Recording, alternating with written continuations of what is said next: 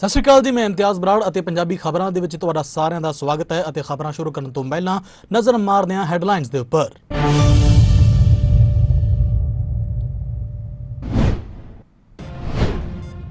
रूस ਤੇ ਯੂਕਰੇਨ ਦਰਮਿਆਨ ਗੱਲਬਾਤ ਦਾ ਇੱਕ ਅਹਿਮ ਪੜਾਅ ਤੁਰਕੀ 'ਚ ਮੁਕੰਮਲ। ਦੋਵਾਂ ਦੇਸ਼ਾਂ ਵਿਚਾਲੇ ਜੰਗਬੰਦੀ ਤੇ ਸਮਝੌਤੇ ਦੀ ਉਮੀਦ ਵਧੀ। ਦੋਵਾਂ ਦੇਸ਼ਾਂ ਵਿਚਾਲੇ 2 ਹਫ਼ਤਿਆਂ ਤੱਕ ਗੱਲਬਾਤ ਰਹੇਗੀ ਜਾਰੀ। लखीमपुर खीरी कांड का मामला यूपी सरकार ने सुप्रीम कोर्ट च दाखिल किया हलफनामा। हलफनामे मुताबिक आशीष मिश्रा की जमानत नूं चुनौती देने ते विचार कर रही है सरकार। साबका केंद्रीय मंत्री हरसिमरत कौर बादल ने केंद्रीय सेहत मंत्री डॉक्टर भारती पवार नूं कीती अहम अपील। कहा एम्स बठिंडा विखे ट्रॉमा सहूलतां अपग्रेड करन वास्ते दित्ती जावे फंडां दी प्रवानगी।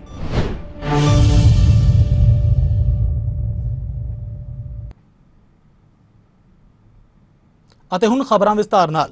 रूस ਅਤੇ यूक्रेन ਵਿਚਾਲੇ ਮੰਗਲਵਾਰ ਨੂੰ ਗੱਲਬਾਤ ਖਤਮ ਹੋ ਗਈ ਹੈ। ਤੁਰਕੀ ਦੇ ਇਸਤਾਂਬੁਲ 'ਚ ਦੋਹਾਂ ਦੇਸ਼ਾਂ ਵਿਚਾਲੇ 3 ਘੰਟੇ ਤੱਕ ਗੱਲਬਾਤ ਹੋਈ। ਦੋਵਾਂ ਦੇਸ਼ਾਂ ਵਿਚਾਲੇ ਜੰਗਬੰਦੀ ਤੇ ਸਮਝੌਤੇ ਦੀ ਉਮੀਦ ਹੈ। ਰੂਸੀ ਵਫਦ ਦਾ ਕਹਿਣਾ ਹੈ ਕਿ ਗੱਲਬਾਤ ਸਕਾਰਾਤਮਕ ਰਹੀ। ਦੋਵਾਂ ਦੇਸ਼ਾਂ ਵਿਚਾਲੇ ਅਗਲੇ 2 ਹਫ਼ਤਿਆਂ ਤੱਕ ਗੱਲਬਾਤ ਜਾਰੀ ਰਹੇਗੀ। ਦੱਸ ਦਈਏ ਕਿ ਰੂਸ ਚਾਹੁੰਦਾ ਹੈ ਕਿ ਯੂਕਰੇਨ ਨਾਟੋ ਵਿੱਚ ਸ਼ਾਮਲ ਨਾ ਹੋਵੇ ਅਤੇ ਡੋਨਾਬਾਸ ਖੇਤਰ ਨੂੰ ਆਜ਼ਾਦ ਐਲਾਨ ਕਰ ਦਿੱਤਾ ਜਾਵੇ। ਇਹ ਲਗਭਗ ਤੈਅ ਹੈ ਕਿ ਯੂਕਰੇਨ ਨੇ ਰੂਸ ਦੀਆਂ ਇਹ ਮੰਗਾਂ ਮੰਨ ਲਈਆਂ ਹਨ। ਦੂਜੇ ਪਾਸੇ ਯੂਕਰੇਨ ਨੇ 8 ਦੇਸ਼ਾਂ ਤੋਂ ਸੁਰੱਖਿਆ ਗਰੰਟੀ ਮੰਗੀ है। न्यूज़ एजेंसी AFP के मुताबिक यूक्रेन के वफद ने कहा कि अज की गलबात तो बाद रूसी राष्ट्रपति व्लादिमीर पुतिन और यूक्रेन के राष्ट्रपति जेलेंस्की विचाले मुलाकात हो सकती है। जिक्रयोग है कि दूजे विश्व युद्ध तो बाद यह सब तो वड्डा यूरोपीयन संघर्ष है। युद्ध कारण 3.8 मिलियन तो वध यूक्रेनियन देश छड़ चुके हैं।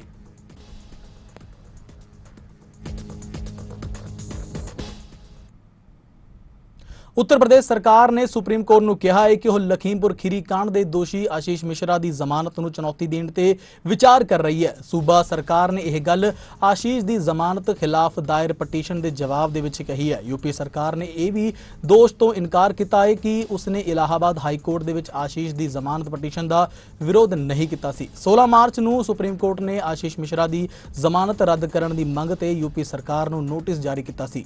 ਚੀਫ ਜਸਟਿਸ NV ਰਮन्ना ਦੀ ਅਗਵਾਈ ਵਾਲੇ ਬੈਂਚ ਨੇ ਇਹ ਵੀ ਕਿਹਾ ਸੀ ਕਿ ਰਾਜ ਸਰਕਾਰ ਨੂੰ ਸਾਰੇ ਗਵਾਹਾਂ ਨੂੰ ਸੁਰੱਖਿਆ ਪ੍ਰਦਾਨ ਕਰਨੀ ਚਾਹੀਦੀ ਹੈ।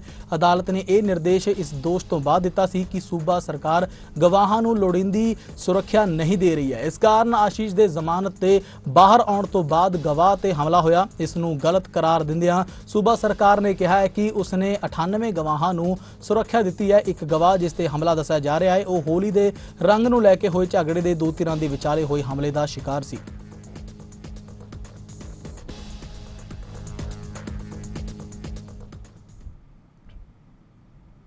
साबका केंद्रीय मंत्री सरदारनी हरसिमरत कौर बादल ने केंद्रीय सेहत मंत्री डॉक्टर भारती पवार ਨੂੰ ਬੇਨਤੀ ਕੀਤੀ ਹੈ ਕਿ ਉਹ ਏਮਜ਼ ਬਠਿੰਡਾ ਵਿਖੇ ਟਰਾਮਾ ਸੈਂਟਰ ਸਹੂਲਤਾਂ ਵਧਾ ਕੇ 300 ਬੈੱਡਾਂ ਤੱਕ ਕਰਨ ਲਈ ਲੋੜੀਂਦੇ ਫੰਡਾਂ ਜਾਰੀ ਕਰਨ ਦੇ ਲਈ ਪ੍ਰਵਾਨਗੀ ਦੇ ਦੇਣ। ਬਠਿੰਡਾ ਦੇ MP ਜਿਨ੍ਹਾਂ ਨੇ ਇਸ ਸੰਬੰਧ ਵਿੱਚ ਕੇਂਦਰੀ ਸਿਹਤ ਮੰਤਰੀ ਦੇ ਨਾਲ ਅੱਜ ਮੁਲਾਕਾਤ ਵੀ ਕੀਤੀ ਹੈ ਨੇ ਮੰਤਰੀ ਨੂੰ ਦੱਸਿਆ ਹੈ ਕਿ ਏਮਜ਼ ਬਠਿੰਡਾ ਵਿਖੇ ਐਮਰਜੈਂਸੀ ਬਲਾਕ ਸਿਰਫ 30 ਐਮਰਜੈਂਸੀ ਮਾਮਲਿਆਂ ਦੇ ਨਾਲ ਨਜਿੱਠਣ ਦੇ ਸਮਰੱਥ ਹੈ। ਉਹਨਾਂ ਨੇ ਕਿਹਾ ਹੈ ਕਿ ਹੋਰ ਸਾਰੀਆਂ ਏਮਜ਼ ਸੰਸਥਾਵਾਂ ਵਿਖੇ ਪਹਿਲੇ ਫੇਜ਼ ਦੇ ਵਿੱਚ ਹੀ ਟਰਾਮਾ ਤੇ ਐਮਰਜੈਂਸੀ ਕੇਸਾਂ ਦੇ ਵਾਸਤੇ 200 ਤੋਂ ਲੈ ਕੇ 300 ਬੈੱਡਾਂ ਦੀ ਵਿਵਸਥਾ ਕੀਤੀ ਜਾਂਦੀ ਹੈ।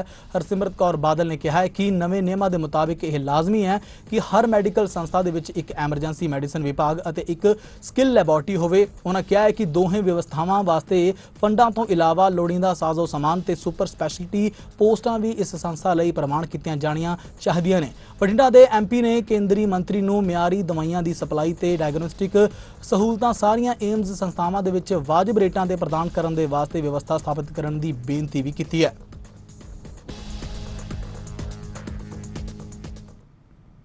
ਨਵਜੋਤ ਸਿੱਧੂ ਦੀ ਪ੍ਰਧਾਨਗੀ ਹੇਠ ਸਾਬਕਾ ਵਿਧਾਇਕ ਰਾਕੇਸ਼ ਪਾਂਡੇ ਦੇ ਗ੍ਰਹਿ ਵਿਖੇ ਕਾਂਗਰਸੀ ਆਗੂਆਂ ਦੀ ਮੀਟਿੰਗ ਹੋਈ ਹੈ। ਇਸ ਮੀਟਿੰਗ ਉਪਰੰਤ ਬੋਲਦਿਆਂ ਭੁਲੱਥ ਤੋਂ ਵਿਧਾਇਕ ਸੁਖਪਾਲ ਸਿੰਘ ਖਹਿਰਾ ਨੇ ਕਿਹਾ ਹੈ ਕਿ ਕਾਂਗਰਸ ਵਿੱਚ ਕਿਸੇ ਤਰ੍ਹਾਂ ਦੀ ਧੜੇਬੰਦੀ ਨਹੀਂ ਹੈ। ਖਹਿਰਾ ਨੇ ਕਿਹਾ ਹੈ ਕਿ ਇਸ ਨੂੰ ਕਿਸੇ ਧੜੇ ਦੇ ਨਾਲ ਜੋੜ ਕੇ ਨਾ ਵੇਖਿਆ ਜਾਵੇ।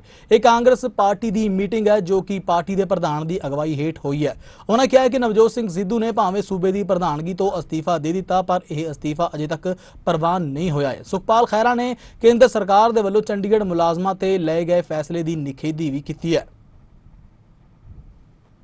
एक तो मैं पहला ये गल नूं क्लैरिफाई करना चाहना कि इस नूं कोई खाना जंगी कोई धड़े दी मीटिंग ना समझा जाए please, because I was just watching the TV inside ਇੱਕ ਮੀਟਿੰਗ ਸ਼ਾਇਦ ਕਿਤੇ ਹੋਰ ਹੋ ਰਹੀ ਹੈ, ਇੱਕ ਮੀਟਿੰਗ ਇੱਥੇ ਹੋ ਰਹੀ ਹੈ, ਇਹ ਇੱਥੇ ਸਿੱਧੂ ਦੇ ਧੜੇ ਦੀ ਹੋ ਰਹੀ ਹੈ, ਉੱਥੇ ਬਿਲਕੁਲ ਗਲਤ ਹੈ। ਇੱਥੇ ਦੇਖੋ ਘਾਟਾ ਹੈ, ਇਹ ਕਾਂਗਰਸ ਦੀ ਇੱਕ ਪਾਰਟੀ ਦੀ ਮੀਟਿੰਗ ਹੈ, ਕਿਉਂਕਿ Navjot Singh Sidhu continues to be the president, resignation ਦਿੱਤਾ ਹੋਇਆ ਉਹਨਾਂ ਨੇ, ਲੇਕਿਨ ਰੈਜ਼ਿਗਨੇਸ਼ਨ ਹਾਲੇ ਹਾਈ ਕਮਾਂਡ ਵੱਲੋਂ ਐਕਸੈਪਟ ਨਹੀਂ ਹੋਇਆ।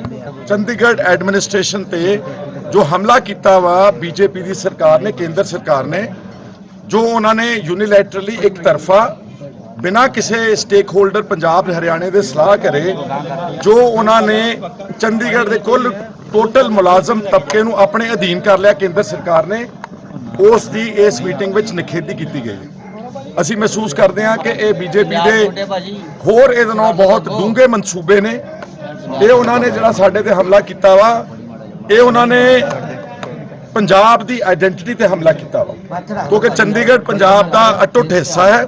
ਭਗਵੰਤ ਮਾਨ ਨੂੰ ਮੇਰੀ ਹੁਣ ਦੋ ਬੇਨਤੀਆਂ ਨੇ, ਇੱਕ ਕਿ ਇੱਕ ਪ੍ਰਾਈਮ ਮਿਨਿਸਟਰ ਨੂੰ ਜਾ ਕੇ, ਕਿਉਂਕਿ ਹੋਮ ਮਿਨਿਸਟਰ ਤੋਂ ਉੱਤੇ ਹੁਣ ਪ੍ਰਾਈਮ ਮਿਨਿਸਟਰ ਹੀ ਬਚਿਆ, ਪ੍ਰਾਈਮ ਮਿਨਿਸਟਰ ਨੂੰ ਜਾ ਕੇ ਇੱਕ ਡੈਲੀਗੇਸ਼ਨ ਲੀਡ ਕਰਨ, ਸਾਰੀਆਂ ਪਾਰਟੀਆਂ ਦੇ ਸਾਰੇ ਲੋਕਾਂ ਨੂੰ ਨਾਲ ਲੈ ਜਾਣ, ਅਸੀਂ ਸਾਰੇ ਤਿਆਰ ਹਾਂ, ਨਹੀਂ ਲਿਜਾਣਾ ਨਾ ਲੈ ਜਾਣ।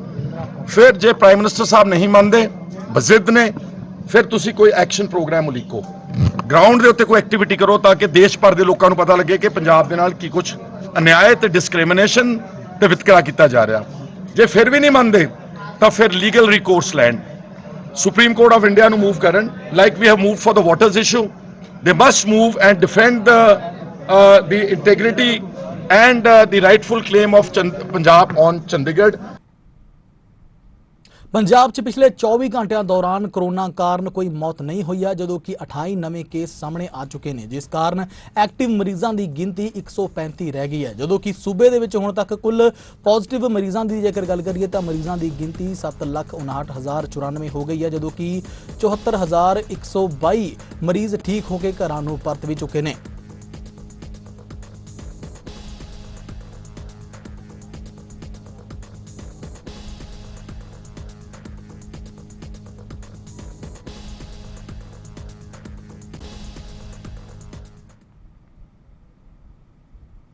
ਸਿੱਖ ਬ੍ਰਦਰਹੁੱਡ ਇੰਟਰਨੈਸ਼ਨਲ ਵੱਲੋਂ ਇੱਕ ਪ੍ਰਭਾਵਸ਼ਾਲੀ ਸਮਾਰੋਹ ਦੌਰਾਨ ਪਦਮ ਸ਼੍ਰੀ ਸਰਦਾਰ ਜਗਜੀਤ ਸਿੰਘ ਦਰਦੀ ਜੀ ਦਾ ਸਨਮਾਨ ਕੀਤਾ ਗਿਆ। ਪੇਸ਼ ਹੈ ਇੱਕ ਰਿਪੋਰਟ।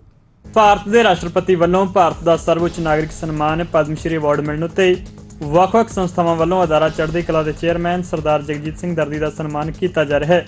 ਇਸੇ ਲੜੀ ਤਹਿਤ ਸਿੱਖ ਬ੍ਰਦਰਹੁੱਡ ਇੰਟਰਨੈਸ਼ਨਲ ਦੇ ਪਰਮਿੰਦਰ ਸਿੰਘ ਅਤੇ ਮਨਿੰਦਰ ਸਿੰਘ ਵੱਲੋਂ ਇੱਕ ਪ੍ਰਭਾਵਸ਼ਾਲੀ ਸਮਾਰੋਹ ਦੌਰਾਨ ਸਰਦਾਰ ਜਗਜੀਤ ਸਿੰਘ ਦਰਦੀ ਦਾ ਸਨਮਾਨ ਕੀਤਾ ਗਿਆ। ਇਸ ਮੌਕੇ ਉਹਨਾਂ ਪੱਤਰਕਾਰੀ ਦੇ ਖੇਤਰ ਵਿੱਚ ਸਰਦਾਰ ਜਗਜੀਤ ਸਿੰਘ ਦਰਦੀ ਵੱਲੋਂ ਨਿਭਾਈਆਂ ਸੇਵਾਵਾਂ ਲਈ ਉਹਨਾਂ ਨੂੰ ਪਦਮ ਸ਼੍ਰੀ ਦਾ ਸਨਮਾਨ ਦੇਣ ਲਈ ਭਾਰਤ ਸਰਕਾਰ ਦੀ ਸ਼ਲਾਘਾ ਕੀਤੀ ਹੈ।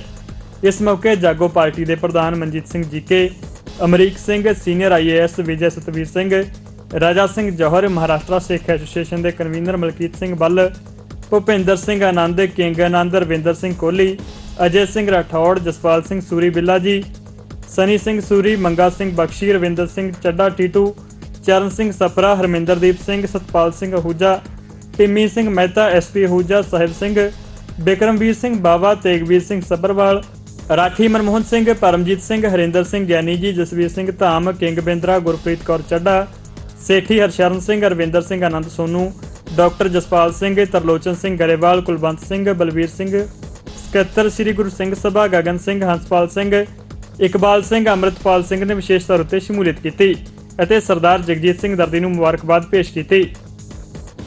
ਔਰ ਇੰਡੀਆ ਦੀਆਂ ਸਾਰੀਆਂ ਮੀਡੀਆ ਦੀਆਂ ਟਾਪ ਪੋਜੀਸ਼ਨਸ ਦੇ ਉੱਤੇ ਮੈਂ ਬੈਠਾ ਉੱਥੇ, which I could never thought of it. ਕਦੇ ਸੋਚਿਆ ਹੀ ਨਹੀਂ ਕਿ ਮੇਰਾ ਅਖਬਾਰ ਔਰ ਮੈਨੂੰ ਇਹ 10 ਬਾਦਸ਼ਾਹ ਦੀਆਂ ਜਿਹੜੀਆਂ ਬਖਸ਼ਿਸ਼ਾਂ ਮੈਨੂੰ ਵਿਰਾਸਤ ਵਿੱਚ ਮਿਲੀਆਂ ਨੇ, ਮੇਰੀ ਜੋ ਲਗੀਸੀ ਹੈ ਮੈਂ ਤੁਹਾਨੂੰ ਸੁਣਾਈ ਹੈ, ਸੰਤ ਦਰਸ਼ਨ ਜੀ ਮਹਾਰਾਜ ਦੀ, ਸੰਤ ਨਾਮ ਸਿੰਘ ਜੀ ਮਹਾਰਾਜ ਦੀ, ਭਾਈ ਸਾਹਿਬ ਹਰਿੰਦਰ ਸਿੰਘ ਜੀ ਦੀ, ਇਹ ਸਾਰਾ ਕੁਝ ਕੰਮ ਕਰ ਰਿਹਾ ਸੀ।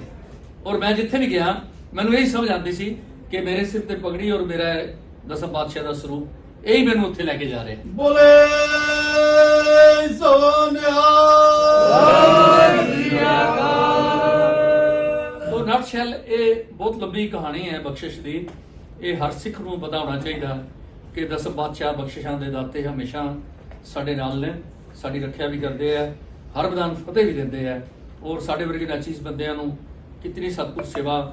ਛੋਟੀ ਜਿਹੀ ਗੱਲ ਕਰਕੇ ਮੈਂ ਖਤਮ ਕਰ ਰਿਹਾ ਕਿ ਇਹ ਸਿੱਖ ਬਣਨ ਦੀ ਲਹਿਰ ਸ਼ੁਰੂ ਹੋ ਗਈ, ਸਾਡੇ ਘਰੋਂ ਸ਼ੁਰੂ ਹੋ ਗਈ, ਹਿੰਦੂਆਂ ਦੇ ਸਿੱਖ ਬਣਨ ਦੀ ਪ੍ਰਪਾਟੀ ਸ਼ੁਰੂ ਹੋ ਗਈ। ਤਾਂ ਇਹ 10 साल तकरीबन 11 साल एक प्रोसैस चलता रहा। तो 1911 ਵਿੱਚ बनारस ਦੇ 11 राजे सन कांशी ਦੇ 11 ਰਾਜਿਆਂ ਦੀ ਮੀਟਿੰਗ ਹੋਈ और एक हिंदू महासभा ਸੀ। ਉਸ ਦੇ ਸਨ ਪ੍ਰਧਾਨ पंडित मदन मोहन मालवीया, जिन्हां ਨੂੰ मोदी साहब ने प्रधानमंत्री बनने तो बाद सब तो पहला भारत रत्न का टाइटल दिता सी।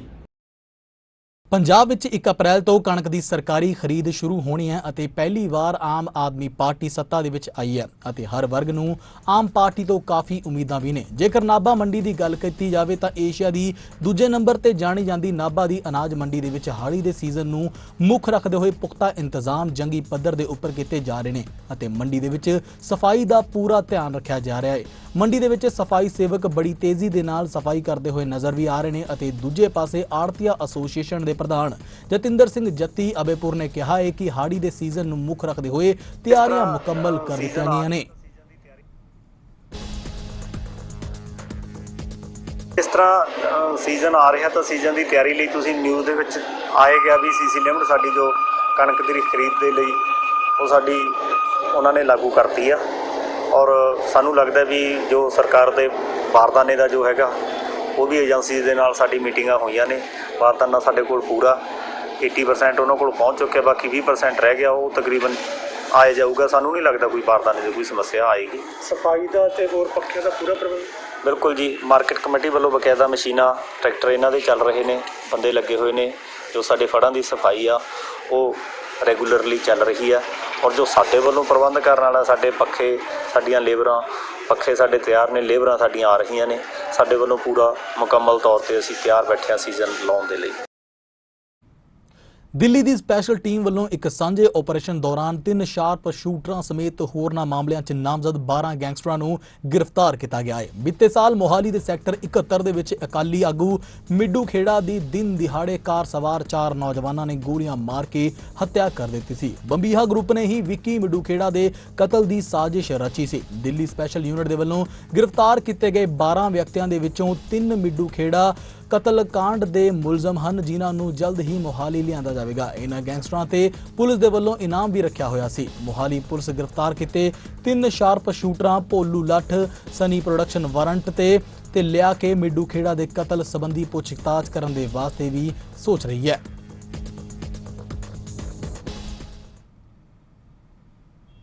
All India motor transport Congress ਦੀ ਕੋਰ ਕਮੇਟੀ ਦੇ ਚੇਅਰਮੈਨ ਬਲ ਮਲਕੀਤ ਸਿੰਘ ਨੇ ਦੇਸ਼ ਭਰ ਦੇ ਵਿੱਚ ਲਗਾਤਾਰ ਵਧ ਰਹੀਆਂ ਤੇਲ ਦੀਆਂ ਕੀਮਤਾਂ ਨੂੰ ਲੈ ਕੇ ਕੇਂਦਰ ਸਰਕਾਰ ਦੀ ਆਲੋਚਨਾ ਕੀਤੀ ਹੈ। ਉਹਨਾਂ ਨੇ ਕਿਹਾ ਹੈ ਕਿ ਲਗਾਤਾਰ 8ਵੇਂ ਦਿਨ ਤੇਲ ਦੀਆਂ ਕੀਮਤਾਂ 'ਚ ਇਜ਼ਾਫਾ ਹੋਇਆ ਹੈ, ਜਿਸ ਦਾ ਸਿੱਧਾ ਅਸਰ ਟਰਾਂਸਪੋਰਟ ਤੇ ਪਿਆ ਹੈ। ਉਹਨਾਂ ਸਰਕਾਰ ਨੂੰ ਅਪੀਲ ਵੀ ਕੀਤੀ ਹੈ ਕਿ ਉਹ ਬਣਦੇ ਕਦਮ ਚੁੱਕਣ, ਜਿਸ ਨਾਲ ਤੇਲ ਦੀਆਂ ਕੀਮਤਾਂ ਦੇ ਵਿੱਚ ਕਟੌਤੀ ਹੋਵੇ ਤੇ ਲੋਕਾਂ ਨੂੰ ਰਾਹਤ ਵੀ ਮਿਲੇ।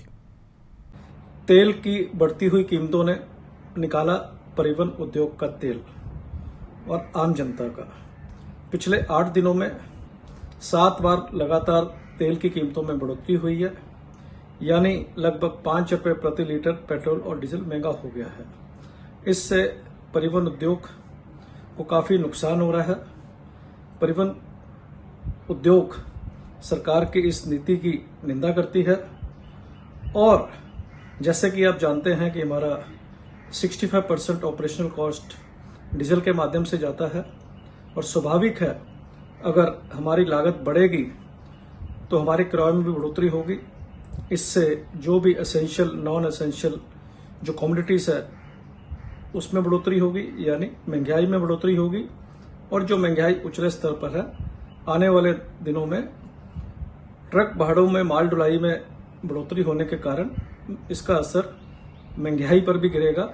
जहां पर इस रोज की तेल की बढ़ती हुई कीमतों से प्रभावित 20 करोड़ लोग परिवहन उद्योग से जुड़े हैं, इसी तरह 130 करोड़ भारतीय भी इस महंगाई की मार झेल रहे हैं। जिस तरह सरकार ने दिवाली बोनस के माध्यम से 10 से 12 रुपये प्रति लीटर एक्साइज ड्यूटी कम की थी और फिर चुनावी बोनस दिया था, 137 दिन कोई भी तेल की कीमतों में बढ़ोतरी नहीं हुई थी। हम सरकार से अपील करते हैं कि वही फार्मूला अडॉप्ट करें और तेल की कीमतों को नियंत्रण कंट्रोल में रखें, क्योंकि इसका सीधा असर आम जनता पर, परिवहन उद्योग पर और महंगाई पर आता है। और हम सरकार से ये भी अपील करते हैं कि जो स्लो पॉइजन धीरे धीरे डीजल की कीमतों को बढ़ाकर हमें परिवहन उद्योग को नष्ट किया जा रहा है, it is better to give a cyanide pill. हमारी सरकार से अपील है कि 3 महीने में एक बार तेल की कीमतों में बढ़ोतरी होनी चाहिए। वन नेशन वन टैक्स के माध्यम से इसे जीएसटी के दायरे में लाना चाहिए और देश भर में एक सामान्य तेल की कीमतें होनी चाहिए। Bal Malkit Singh, chairman core committee, all India motor transport congress. ਗੁਲਾਬੀ ਸੁੰਡੀ ਦੇ ਨਾਲ ਹੋਏ ਨੁਕਸਾਨ ਦੇ ਮੁਆਵਜ਼ੇ ਨੂੰ ਲੈ ਕੇ ਭਾਰਤੀ ਕਿਸਾਨ ਯੂਨੀਅਨ ਏਕਤਾ ਉਗਰਾਹਾਂ ਦੇ ਵੱਲੋਂ ਲੰਬੀ ਦੇ ਨਾਇਬ ਤਹਿਸੀਲਦਾਰ ਦਫ਼ਤਰ ਵਿਖੇ ਦਿੱਤੇ ਜਾ ਰਹੇ ਧਰਨੇ ਦੌਰਾਨ ਸਟਾਫ ਨੂੰ ਬੰਧਕ ਬਣਾਇਆ ਗਿਆ ਸੀ, ਜਿਸ ਕਾਰਨ ਹੋਏ ਪੁਲਿਸ ਦੇ ਲਾਠੀਚਾਰਜ ਦੇ ਨਾਲ ਕਿਸਾਨਾਂ ਦੇ ਜ਼ਖਮੀ ਹੋਣ ਤੇ ਉਹਨਾਂ ਦੀਆਂ ਗ੍ਰਿਫਤਾਰੀਆਂ ਦੇ ਮਾਮਲੇ 'ਚ ਕਿਸਾਨਾਂ ਨੇ ਪ੍ਰਸ਼ਾਸਨ ਦੇ ਖਿਲਾਫ ਰੋਸ ਮੁਜ਼ਾਹਰਾ ਕੀਤਾ। ਇਸ ਮੌਕੇ ਕਿਸਾਨਾਂ ਨੇ ਨੈਸ਼ਨਲ ਹਾਈਵੇ ਨੂੰ ਵੀ ਜਾਮ ਕਰ ਦਿੱਤਾ।